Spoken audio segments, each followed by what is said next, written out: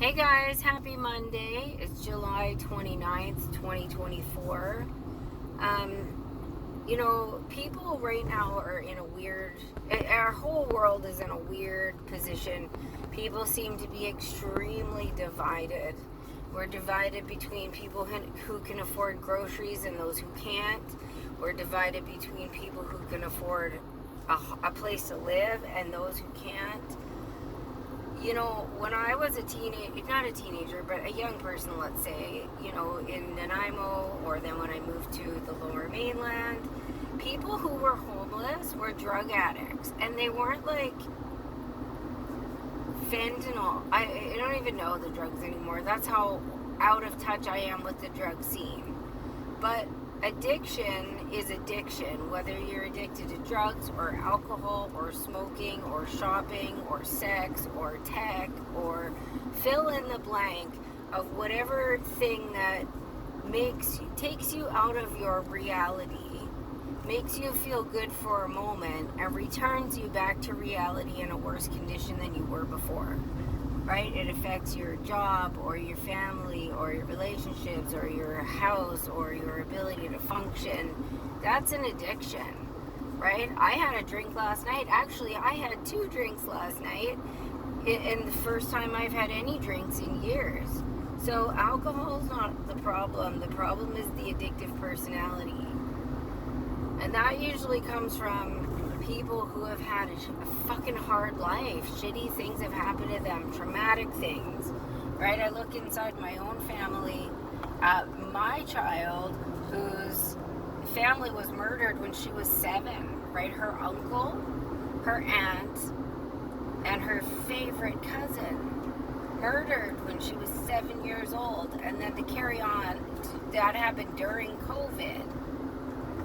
So there she was, home from school during COVID, couldn't go anywhere, all of her classes were canceled, and then her family's murdered, and you find out that everybody all the way to the top is covering it up. That's fucking trauma. That doesn't even address the things that were going on around her. So, you don't need to have that happen to you as a child to have trauma.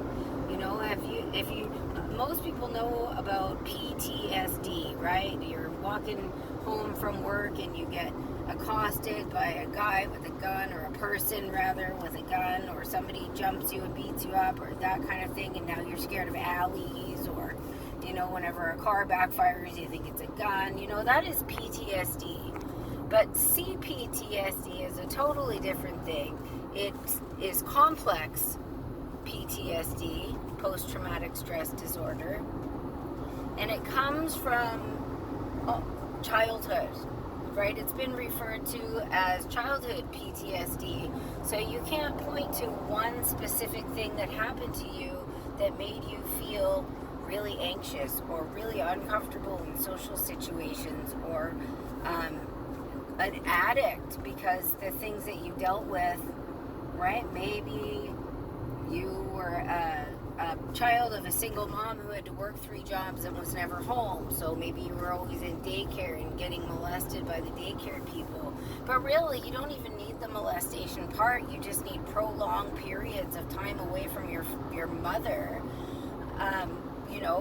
Or your mother's home, but she's on her phone, which, she's on her phone, she's on her computer, she's texting, she's playing fucking Farmville or whatever it is, and she's not taking care of you. She's not engaging with you, or your dad's not around, or he is around, but he's abusing your mom, or, the list goes on of things that people have to fucking deal with. And as you get older, you end up with all sorts of problems because of it. You really do. And, based on my childhood, I'm a fucking lot more normal than I have any right to be by a long shot. But I'm not a drug addict. I'm a task addict. I can't sit. If you say, let's watch a movie, there'll be a movie playing, but I'm doing dishes, or I'm sweeping the floor, or I'm folding laundry. I can't just sit and watch a movie because I need to have completed a certain number of tasks by the end of the day so that I can feel like I've earned sleep, right? Everybody's got problems. I'm getting way better because I took 2023 to figure out what my mental health problems were and why I had them. And I did that on my own. I did nothing but research on attachment styles and personality disorders and CPTSD and PTSD, and Gabor Mate is a great place to go. Heidi Priebe is a great place to go. Crappy Childhood Fairy, Richard Grannon. Like, there's a lot of people out there that can help you on your journey. But people are really messed up right now, and they've been through a lot. And so how much worse it would be to be through all this stuff as a kid.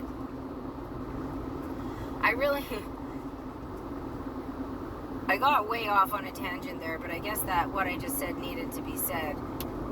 I picked up my video today to talk to you guys because the disconnect between people. A friend of mine teaches a course at a Nova Scotia community college, and she has witnessed a single mom with a toddler coming out of the woods behind the NSCC building because she doesn't have a place to live.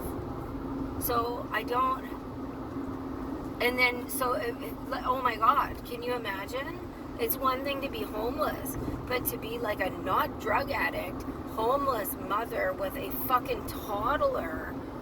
Holy shit. Meanwhile, I'm driving through Bridgewater just now, and the fucking Bridgewater police are driving Teslas. So they have perfectly good cars, but they're all but now they're driving Teslas. This woman can't afford a place to live, but our tax dollars are paying for cops to drive Teslas. Oh my God. Does anybody we understand what's going on. I don't know what the objective is other than to cull the population and replace us with a bunch of fucking immigrants. Oh my God, the immigrants around here are unreal. There's way more of them than there are anybody else. They don't speak English. They don't have common courtesy. Some of them are blatant. Like, I was at the Superstore one day with my daughter, and there was a group of, let's call them Afghanistan fellows, who were in their 20s, and they were ogling my daughter and me to the point that I was fucking really uncomfortable. And I stood right there and I stared right at them, and I looked right at her and I said, do you see those guys right there? When you see people like that, you go the other way. You stay away from people like that because they're bad and they do bad things to little people. I'm not trying to be racist, but I'm sure as fucking hell gonna be looking after my child. I'm going to be warning her about people who come from countries where women are property, right? Where 9-year-old girls are considered women.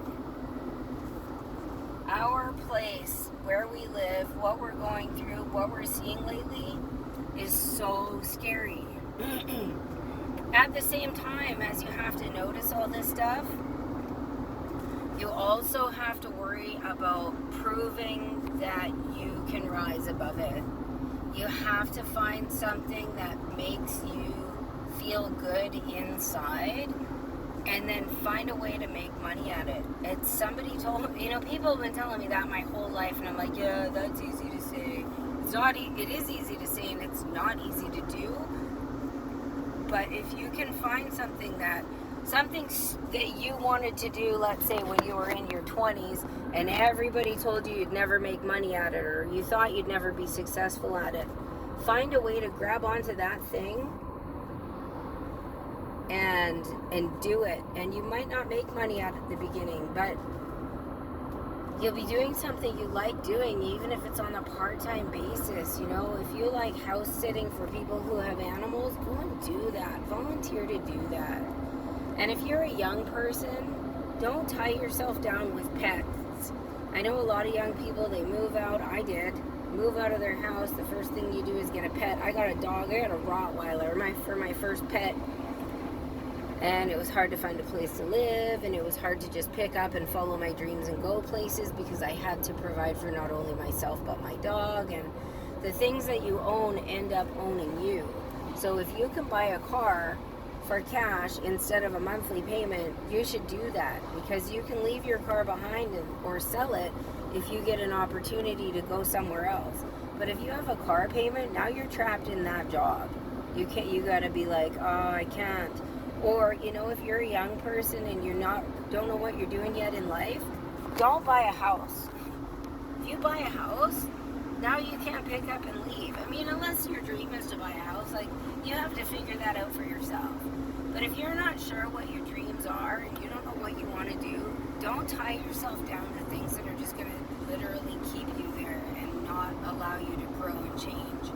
If you don't grow and change in your life, regardless of what your trauma has been or regardless of your economic situation, you really have two options. And I'm speaking from experience. I have recently opened the door to the pathway to the dream that I had when I was in my whole life, until I started growing up and having responsibilities and forgot what my dream was. And it's not easy. It's fucking stressful, and it's really anxiety inducing, and it's, you really have to put a lot of effort into it. But the options are, I can do the hard thing now and try to do what it is that I want to do, is start my own business, or I cannot, which is hard too, because then how do I have income? I want to start my own business, I want to have my own income, and I want to make sure that in 10 years I can be way ahead of where I am right now, instead of saying what I'm saying now about being in my 20s, which is, I wish I had done that when I had the chance.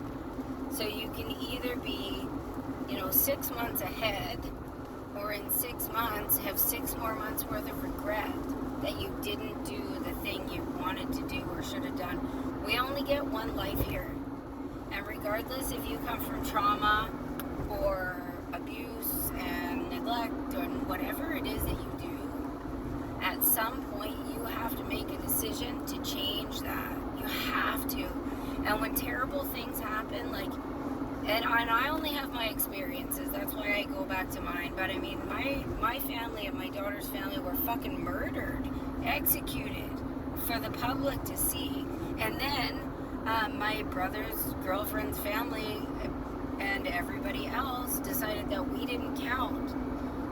So not only did we lose our entire family to what seems very clear is a government cover-up, we didn't even get to be part of any of the things that went along with the grieving process. And thank God I had the people in my life like Seamus and you guys to help me navigate that fucking horrible mess. But as bad of a horrible mess as that was 4 years ago now, and I had to come out of that grieving process. That took a long time. And, and it started with me literally making a decision on January the 1st of 2023 that this was my year of mental health healing. And I did that. I was exercising, I was listening to videos when I was up about motivation and getting past trauma and what was going on with me. I learned all about attachment styles and attachment theory, which if you have any kind of trauma, start there. Find out about attachment theories. Thais Gibson is really good. She's the personal development school. I really like Heidi Prieb.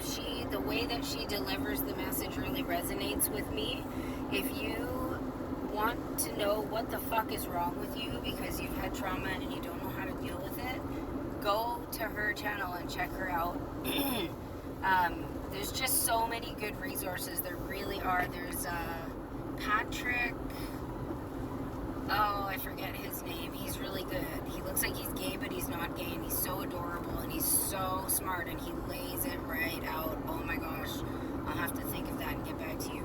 But you have to do the work, right? Okay, I'm a dog trainer. I train dogs, and people will say to me, can you train my dog? Well, yes, I can absolutely train your dog. What do you need done? Well, he pulls on the leash. Okay, well, let's fix that. It really is like a 5-minute fix. But if you don't do it, if that client doesn't go home and practice the technique that you taught them in 5 minutes, it will never work. Your dog will never stop pulling on the leash because you're not putting in the work. You are never going to get over your trauma and all of your grief and all of your shit if you don't put in the work. If you go to therapy once every 2 weeks and then don't do anything until you go back the next 2 weeks, you're wasting your time and your therapist. You got to go home and find out, what is my problem? Why do I behave this way? And realize that is your story. It might suck. It might fucking suck major ass, but it is your story. And once you accept it as your story, you can keep beating yourself up for decisions you made that you can't change, or you can decide that you're going to change right now, today. Everybody gets this day. And until your days run out, which they will do, and you will have wasted them if you don't help yourself. Anyway, I had to rant. I had to say that. I hope you guys all have a great day. Happy Monday. God bless you. Get off grid. Grow your own food. Arm yourselves and make friends with like-minded people. And take care of yourself. Self-care doesn't mean chocolate and saunas. It means working for a better you in the future, a better you tomorrow than you were today. That's what taking care of you means. God bless you all, and God bless the 23.